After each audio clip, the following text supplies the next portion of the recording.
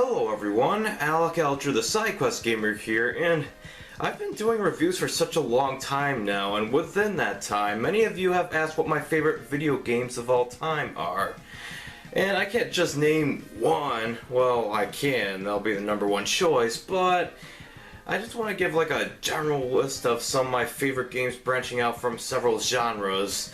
So I figured, why the heck not? My 100th review is coming up, so why not have some build up to it? Now do bear in mind that this is a personal list. I mean, some of these entries you might not agree with, you might find like overrated or might not even like at all. That's perfectly fine. We like video games for different reasons. And you know what, I might not even agree with this list in the months to come, so think of this as an as of writing kind of list.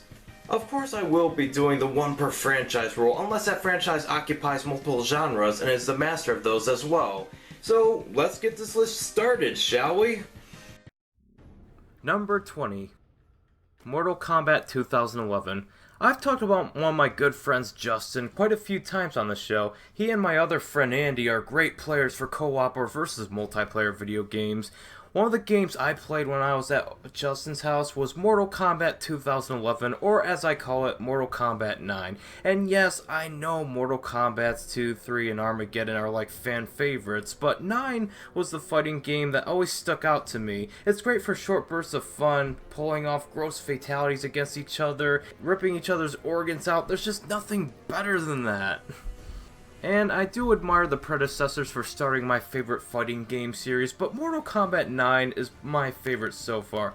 I haven't played a lot of the others besides this game in the first 3 Mortal Kombat, so it's subject to change, mainly because I'm not the most well versed in the fighting game genre, but for now, Mortal Kombat 9 takes the 20th spot on this list.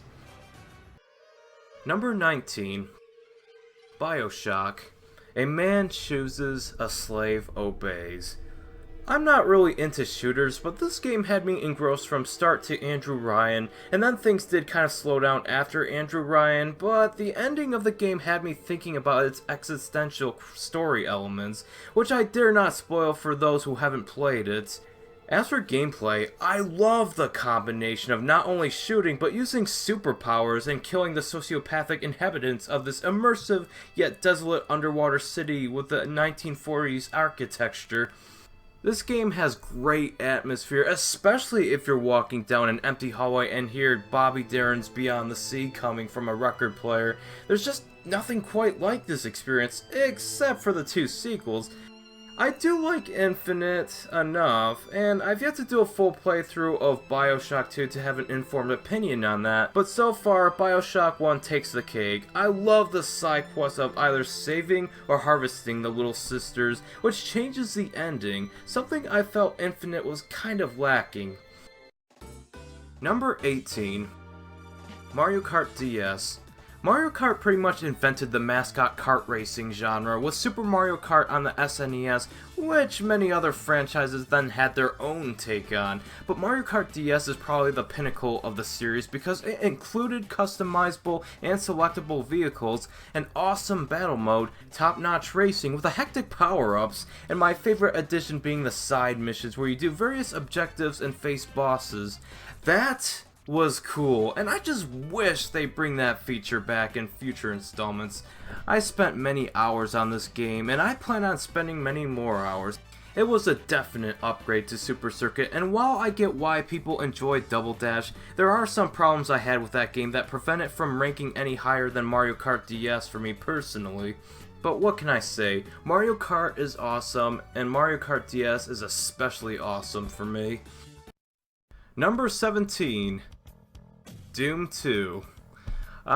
Doom 2, the classic first-person shooter that, despite being innovative, holds up really well even to this day. Sure, the first Doom was great, but the second one upped the ante with new enemies and one new weapon, being the double-barrel shotgun.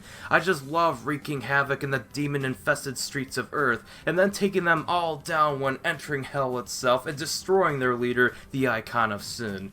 Unlike most first-person shooters, Doom 2 is always fast-paced and there's never really a dull moment. Something is almost always happening. And for a 1994 PC game, it's still pretty immersive to this day. Yes, I did say I like Doom 64 EX more, and that's a fun game, but that's a fan-made mod, and this list is more for the officially released video games. The actual Doom 64 has game-breaking lighting issues that makes it really hard to see. So, if you ever want to try out Doom, play 1 and 2. They'll take some adjusting to, but you'll be all the more satisfied when you do adjust to it. It's just so much fun. Number 16. Dust and Elysian Tale. This is by far my favorite indie game. It was actually developed by one person who wanted to make an animated movie, but later turned this idea into a video game, and it is impressive. The combat is extremely fun and satisfying. The action RPG mechanics are just solid and rewarding. Heck, even grinding is fun. And grinding is like one of my biggest pet peeves, so if you make grinding fun, you did something right. I really enjoyed this story about a warrior who makes friends with a Nimbat and a sentient blade that also serves as his weapon, just going on an epic adventure to take down a genocidal general who has a connection to Dust, which will be revealed much later in the game. Finding out what Dust really is was honestly surprising to me. I dare not spoil this well done plot twist, and I plan on reviewing this game soon, so stay tuned for that, although I still won't reveal spoilers, but I implore you to buy this game. It's such a phenomenal experience you dare not miss out on. Number 15. Resident Evil 2. I miss survival horror games in the vein of Resident Evil. Heck, it seems like Resident Evil isn't even Resident Evil anymore. And when it came down to Resident Evil Remake versus Resident Evil 2, I had to choose the latter because even though 2's graphics are a bit polygonal, it's still a really scary game. Maybe the zombies aren't that scary to me anymore, but the monsters like the Lickers and the surprise attacks by the Tyrant still nearly caused me to have a heart attack. Note to self, do not play this game when you're old.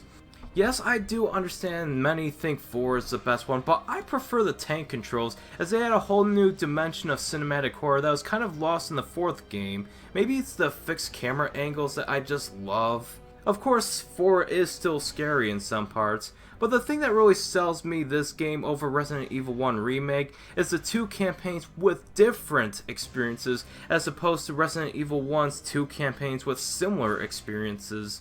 Different strokes for different folks, I guess, but Resident Evil 2 is my favorite Resident Evil game so far. Number 14. Oddworld Abe's Exoddus. If you follow me on Twitter, you probably have heard me praise the first 2 Oddworld games every chance I had. Now, the first one was great, but being able to only have one Mudokon follow you at a time, I'm not gonna lie, was pretty annoying, especially if you have to do it all again after accidentally dying and then respawning at an inconveniently placed checkpoint. Abe's Exoddus, however, allows you to lead multiple Mudokons to safety, and you can create your own checkpoints by saving anywhere in the game. Of course, if you save at a bad place, you can always reset the entire section of the level you were playing at. The addition of different moods for the Mudokons was kind of a nice gimmick to add some challenge to rescuing all the Mudokon slaves from the Soulstorm Brewery. I also like the attention to detail for the graphics because while they were great in the predecessor, the environments in Necrom especially immersed me into this game even more. And also, remember those annoying scraps and paramites? Well, now you can possess them for more intuitive puzzle solving. Give this game a shot, and if Abe's Odyssey wasn't your cup of tea, at least give Abe's Exoddus a go, as every little problem I had with Odyssey was fixed in Exoddus. The game is definitely my go-to example of how video games are art. I don't want to spoil the story, but Oddworld was always based on an anti-capitalism narrative with nature versus machinery, little people versus big soulless corporations. It really is a magical experience for me. Number 13. Castlevania Symphony of the Night. What is a man? A miserable little pile of secrets! I know I once said I preferred Super Castlevania 4 over Symphony of the Night, but times have changed since I last said that. I just can't deny how much Symphony brought to the table, turning the entire series into a Metroidvania-style game that would be the go-to formula for the sequels to come. The reason why I prefer this game over Super Castlevania 4 is because I learned how to love the Metroidvania style. It's just so much fun exploring an open world, collecting all the optional items, and making your character all the more powerful. Symphony of the Night is an amazing addition to the Metroidvania subgenre. For one, the soundtrack and graphics age extremely well, and while the voice acting is admittedly cringeworthy, it's easily forgiven because exploring Dracula's 2 castles was just that much fun. The RPG mechanics where your character Alucard can level up makes this game stand out from the Metroid series, and while I now prefer Super Metroid over Symphony of the Night, there's no denying that this title changed how you make this type of game so much that it's worthy of its franchise being merged with Metroid to form the Metroidvania subgenre. Give this game a shot if you get the chance to. I believe it's on PlayStation Network. Number 12. Star Fox 64. Yes, this is probably one of the more cliche options, but I would be lying to you if I didn't think this game was one of the most fun games I've ever played. To be honest, I think Star Fox for the SNES is a fantastic game in its own right, and on a technical point, I think it's just as good as Star Fox 64. However, if you were to hold a gun up to my head and force me to choose between the two, I'd go with the fan favorite 64. From fast-paced rail shooting, multiple pathways dependent on skill, to some pretty fun all-range mode sections, Star Fox 64 is probably my favorite Nintendo 64 game, period. The addition of the charge shot just does so much for the franchise, and yes, while it was a concept originally going to be introduced in Star Fox 2, that game was cancelled, so credit for introducing it to the worldwide audience would have to go to 64. If you haven't played this game, I do recommend the 3D version, but if you play the 64 version instead, it's still a fantastic game. Number 11. Tetris. When it comes to puzzle games, none of them are as addicting as Tetris, at least to me personally. This is kind of a short burst type of game where I go a few rounds before I stack all my pieces and end up losing, but there's just something so satisfying about making blocks disappear when you form a complete line of blocks, even more satisfying when you make 4 lines of blocks disappear at once. It does take some skill and strategy, and I'm not exactly world champion levels of skill, but I do what I can. I enjoy having fun with this game, and that's why it's on this list. I go back to this game very often, and if you want version recommendations, I recommend the Game Boy Color and the NES versions, but let's face it, you've probably already played this game before. Number 10. Metal Gear Solid 3 Snake Eater, Subsistence, and HD Remaster only. The Metal Gear series is easily in my top 5 favorite video game series of all time. I love the first 3 Metal Gear Solid games. I like 4 well enough, and I even really like the 2 MSX titles that no one ever talks about for some reason. But if I were to pick a favorite, it would probably be 3, but only the Subsistence and HD remasters only, because the original release had the overhead camera that, while it doesn't make the game unplayable, it seems really awkward in some areas. I much prefer the 360-degree turning camera of the re-releases. Also, I think stealth is easily the best in the series, as you actually have to use camouflage and the enemy AI is extremely intelligent. You do not want to be caught by them, trust me. I also love slitting the enemy's throats and hiding their bodies and slowly sneak up to the next one, and so on and so forth until the area is clear. And with the exception of the Fear, the boss battles have never been better in the series, especially with the fight against the end. You best not miss out on this game, as it's not only immersive, but it's also one of the most satisfying experiences in video games, especially when you learn why the supposed evil big boss from the first 2 Metal Gear games started looking at America from a totally different light. Oh right, I forgot to mention, you play as Big Boss in this game, not the series' familiar Solid Snake. It sure is a fine prequel, yet it feels progressive like a sequel. It's weird. Number 9. Sonic 3 and Knuckles. It's no surprise that I'm a huge fan of the Sonic series. Sure, there were games that weren't that great, but most of the games range from decent to excellent. It's also no secret that, like everyone else, I think Sonic 3 and Knuckles is the best game the series has to offer. The level design is based around not only the titular speed that Sonic is known for, but also has the intuitive platforming and an incentive to explore the levels for the special stages. No longer do you have to find 50 rings to access admittedly poorly designed special stages like the first two games. If you want to get the Chaos Emeralds, all you have to do is simply find their entrances and access very well designed special stages. This is the only console 2D Sonic game from the Genesis era where I actually want to complete the game because I'm just having so much fun with it. I love everything about this game, where even the worst stages in the game have something to love about it. And hey, there's 4 different playstyles, with Knuckles even having a slightly different campaign than Sonic.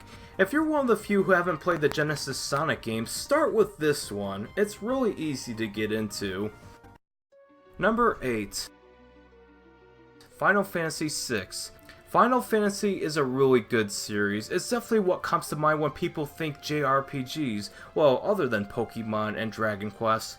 While I'm not the biggest fan of the JRPG genre, in part due to not having much experience with it, I do really like the SNES Final Fantasy games, even the 5th one, which not a lot of people talk about. Final Fantasy VI is my favorite of the bunch because while it does take a step backwards from 5's combat system, the story and presentation more than make up for it. I love the characters as they all have their own reasons to take down the Imperial forces, and what unfolds halfway through the game was so unexpected, and now everyone is trying to take down this new threat once and for all. The ending was amazing, and even though it's not the most clear as to where to go in terms of direction, it's still a great time from start to finish. If you haven't played a Final Fantasy game yet, I recommend starting out with this one, or 4, or 5, or 9. You choose. But Final Fantasy VI is my top recommendation out of all of them. Number 7. Chrono Trigger. Another great JRPG, but this time it involves 3 to 6 characters, or 7 depending on your choices in the game, but everyone is trying to prevent Doomsday from happening after a series of events happening, resulting in the characters having to escape into a time portal at a dead end, and they end up in the desolate future, revealing a creature named Lavos destroyed the world pretty much, and now the gang is out to stop this creature before it rises and destroys everything that they know. The thing about Lavos is that it's not really a villain, but rather doing what it does just for survival, making it feel less cliche and more phenomenal. Most JRPGs have some dark wizard on top of a dark tower, trying to get the 4 crystals and control the world and the elements and all that, but Chrono Trigger doesn't use those tropes. I also like the battle system, as combining elemental powers with other characters was always so satisfying in combat. Not to mention that this game is only around 20 hours instead of the usual 50, which makes it feel less dull, and keeps in all the best moments it needs to in order to tell a coherent story. I also like how, unlike Final Fantasy VI, every character matters, none of them are throwaways, and you don't even have to grind to get past a hard boss. I mean, I did grind because I'm not the most strategic in combat, but if you know a weakness and how to protect you and your allies during a battle with healing spells and such, you should be fine. Not to mention, some characters are better than others in some situations. Give this game a shot. It's cheaper on the DS and includes a 13th ending in addition to the 12 we already had. Number 6. Ratchet & Clank Future: A Crack in Time. A year ago, I played the HD versions of the Ratchet & Clank PS2 trilogy, and I love those games. It was something new to the 3D platformer table, and I couldn't wait to play the sequels after beating all 3 of the games. While the PS2 trilogy was great, I found the future games to be even better because they took everything that made the PS2 games fun but improved upon every aspect. Now, if it were up to me, okay, it is up to me, but I'm going by the internet's guidelines and not my own. Both Tools of Destruction and A Crack in Time would be on this entry, as they both best function together, kind of like the Star Wars trilogy. Insomniac Games made the story pretty epic and less self-contained, but explored questions like, whatever happened to Ratchet's race? Is there more to Clank than meets the eye? When will Dr. Nefarious show up again? What's in the other galaxies beside the Solana and Bogon galaxies? Both games answer these questions, but I also wanted a continuation of the PS2 games because let's face it, they weren't perfect. Thankfully, these games are close to perfect. Like I said, you should play Tools of Destruction before A Crack in Time, since Tools' ending leads into A Crack in Time on a cliffhanger.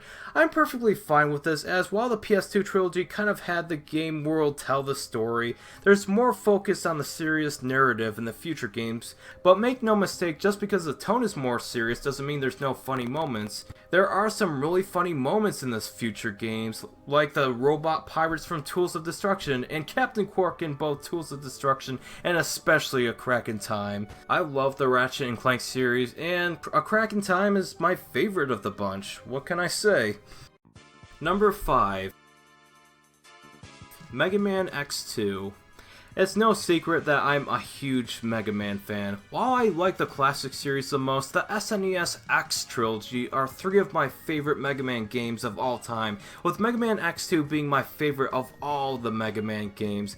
I love how they added new weapons, new level design concepts, and a more interesting story in this game. The 3 X-Hunters are a great addition, as when you fight them in certain levels, you can reclaim one of the 3 Zero parts in hopes of rebuilding your fallen comrade. Did Zero mean anything to you in X1? You can defeat the X-Hunters in the main levels and then have Dr. Kane rebuild Zero. If not, you can skip rebuilding him because you can always fight him in the final stage and he'll regain his memories that way. It's a really fun game that I love revisiting over and over, especially since this game defines Sigma as the Voldemort-esque villain who can never truly die, making him all the more menacing. I do have a review of Mega Man X2 if you want to check that out. This is one of my personal favorite episodes I've made. Number 4.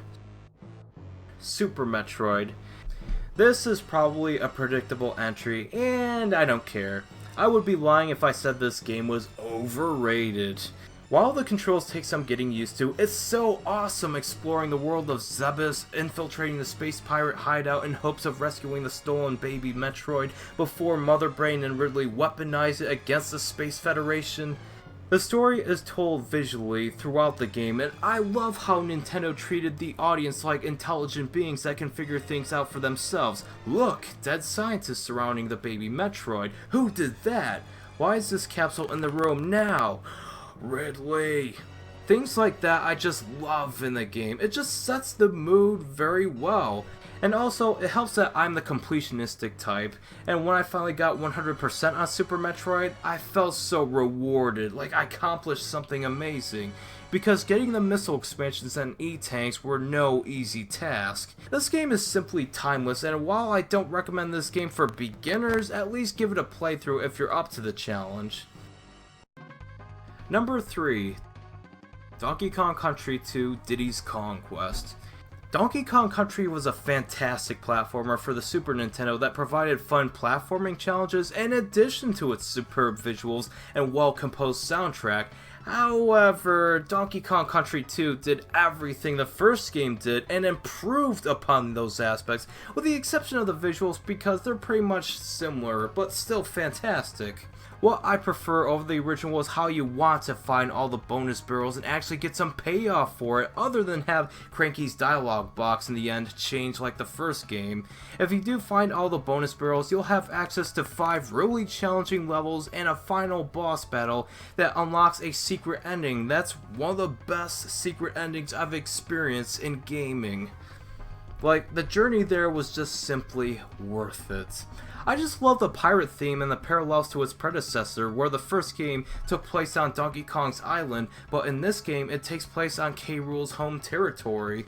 It just does everything right as a sequel, even in story where K. Rool is holding the protagonist of the first game hostage in exchange for the Banana Horde. It's kind of like the ultimate revenge plot for K. Rool. This is my 3rd favorite video game of all time, and I highly recommend it if you're collecting for your Super Nintendo. Number 2. The Legend of Zelda: A Link to the Past. I really like the Zelda series, with a lot of the games being ones I like to replay every year, and A Link to the Past is my favorite of them all. While combat is a little basic compared to the 3D sequels, it's still a lot of fun to play through this game, exploring dungeons, getting all the optional side quest items, and journeying to the final showdown with Aghanim. The experience is just so magical and so fun. It's not a game for everyone, as even some Zelda fans had trouble getting into this one, with its basic combat and basic story. But for me personally, I found the gameplay so much fun, and I can appreciate the little bits of story I did get from the game. Again, Nintendo left story tidbits just for you to figure things out for yourself. If this game looks remotely interesting to you, do check it out sometime, but now it's time for some honorable mentions. Honorable mention 1, Halo 4.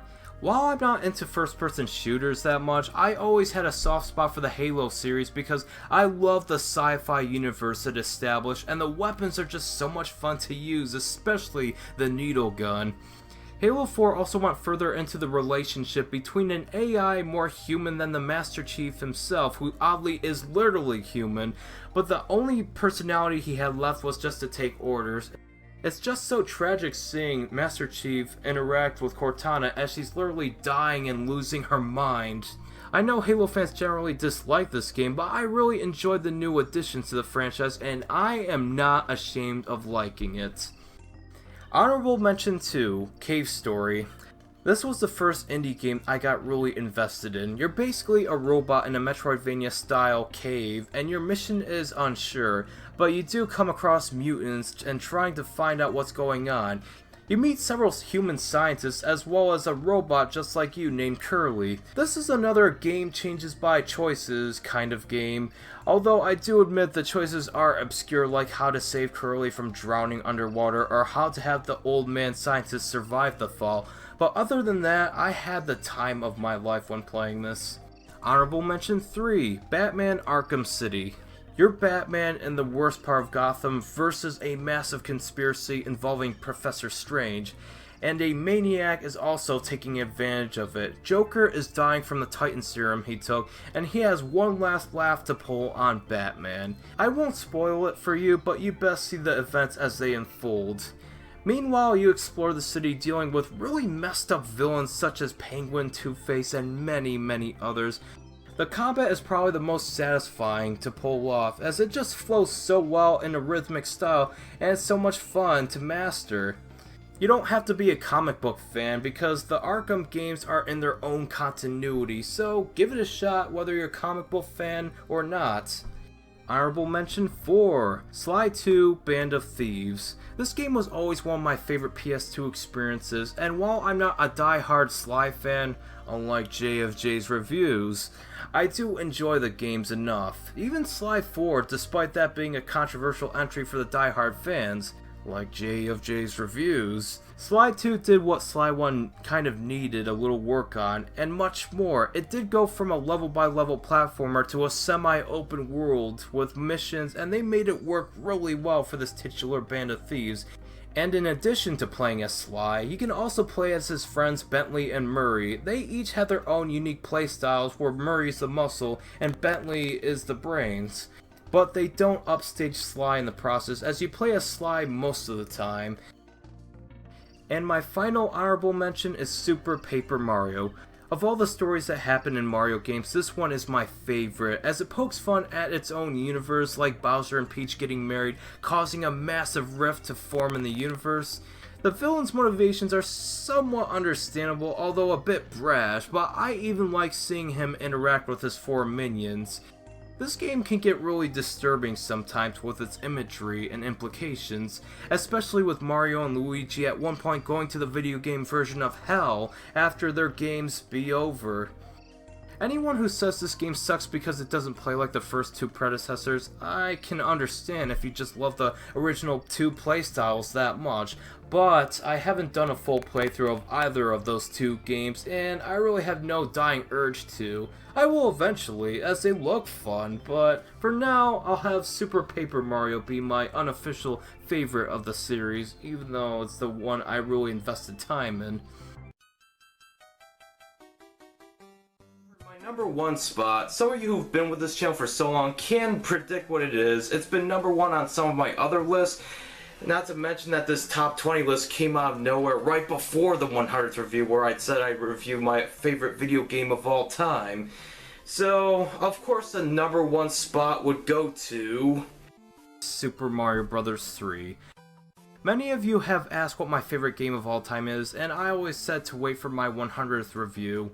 It's a little early, but knowing the review will be uploaded a day after this list if I get it done on time, I decided why not review it in this list. I call this game the sequel to end all sequels. I call it the best platformer ever made. I call it not only my favorite NES game, but also my favorite Mario game of all time. With Mario being my favorite video game series, you can see why this game is number one.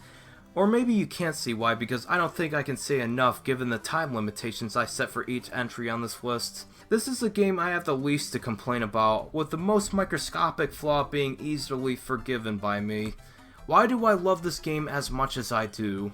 Well, you'll find out in my 100th review, and this'll be a long one. I hate to leave things off on a cliffhanger, but I do want you all to watch my review of it, as it's going to be the best video I want to put out there. So stay tuned, folks.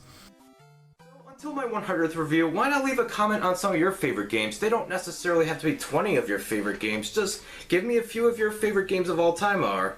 I'd like to hear from you, especially since I haven't played all the video games in the world, and like I said, this list is subject to change in the near future. Anyways, thank you all so much for watching, and thank you all for those who stuck with me for so long. We're getting to the 100th review. The one review I've been planning for so long. And I'm really excited about this. And it's going to be a very long review, but I hope you all like it. I put so much work into it. As always, thank you all so much for watching, subscribing, and leaving comments. It's been really helpful over the years. And as always, remember to stay awesome. And I really mean it this time.